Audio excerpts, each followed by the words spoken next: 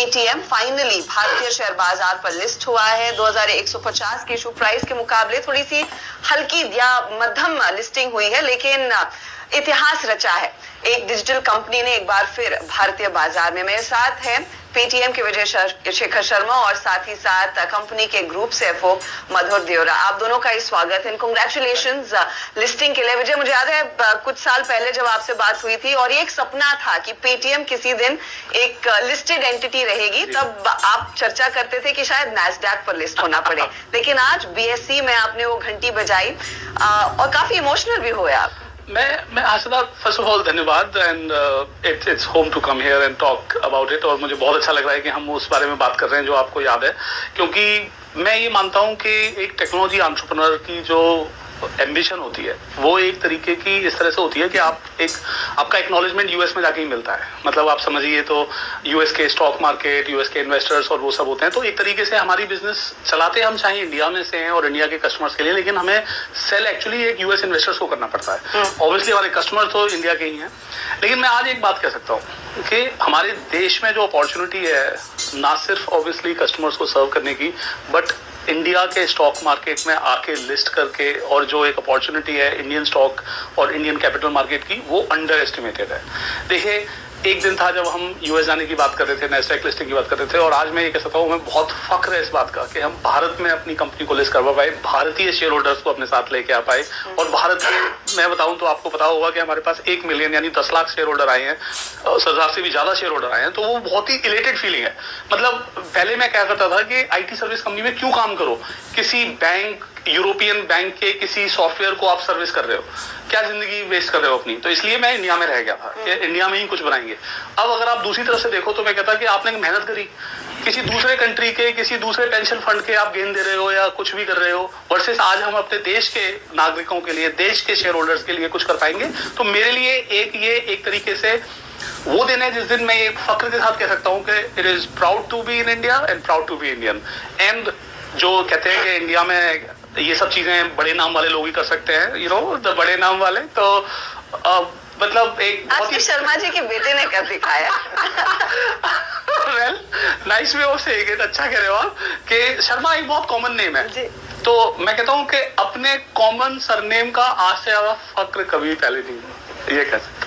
Madhur, of course हम भारतीय बाजार को देखते हैं और अब चर्चा काफी होती है अब यहाँ से आगे कंपनी क्या डिलीवर करेगी, स्पेशली लिस्टिंग के दिन एक pop is something you know bigger to look forward to. तो लिस्टिंग से क्या निराशा है और you will see it how things pan out अभी? खास शेयर प्राइस देखी भी नहीं है, मैं बता सकती हूँ। मैं सिर्फ ये कहूंगा, अपने व्यूअर्स तो देख ही रहोगे, मैं सिर्फ ये कहूंगा कि जो वर्ल्ड के बेस्ट से बेस्ट इन्वेस्टर होते हैं, जिनको ब्लू चिप इन्वेस्टर्स कहा जाता है, उसकी 80-90% ऑफ द बुक उनके पास है।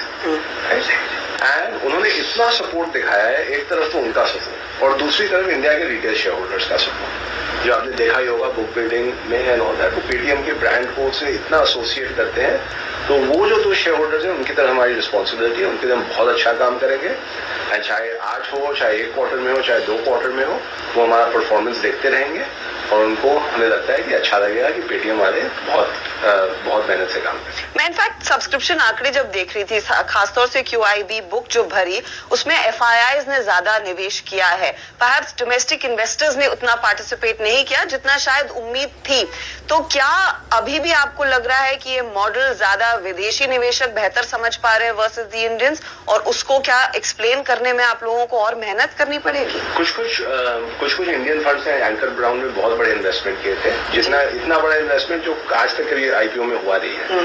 तो इंडियन इन्वेस्टर भी हैं, लेकिन ऐसा है कि हमारा जो बिजनेस मॉडल है कि हम पेमेंट से चालू करेंगे, तो पेमेंट इंजन है हमारे बिजनेस का, राइट। एंड वो इंजन से भी रेवेन्यू आती है, उसके ऊपर हम कॉमर्स और फाइनेंशियल सर्विस का भी बिजनेस बना लिए हैं।